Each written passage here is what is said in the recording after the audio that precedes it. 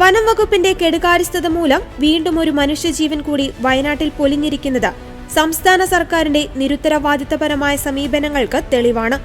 വയനാട്ടിലും ഇടുക്കിയിലും മറ്റും വന്യമൃഗങ്ങൾ മനുഷ്യജീവനും സമാധാനപൂർണമായ ജീവിതത്തിനും സമാനതകളില്ലാത്ത ഭീഷണിയായി മാറിയിരിക്കുന്നുവെന്ന് KCBC ജാഗ്രതാ കമ്മീഷൻ അറിയിച്ചു.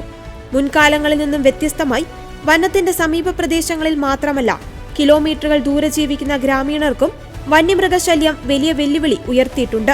ഈ രൂക്ഷമായ പ്രതിസന്ധി ഘട്ടത്തിലും സർക്കാർ ഏത് വിധത്തിലുള്ള നടപടികളാണ് സ്വീകരിക്കുന്നത് എന്നുള്ളത് വലിയ ചോദ്യചിഹ്നമാണ്.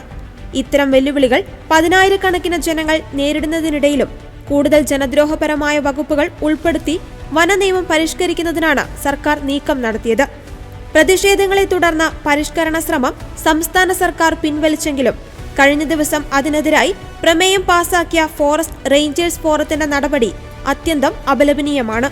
ഈ യോഗത്തിൽ സംസ്ഥാന വനം മന്ത്രി അധ്യക്ഷനായിരുന്നു എന്ന വസ്തുത ലജ്ജാകരമാണ്.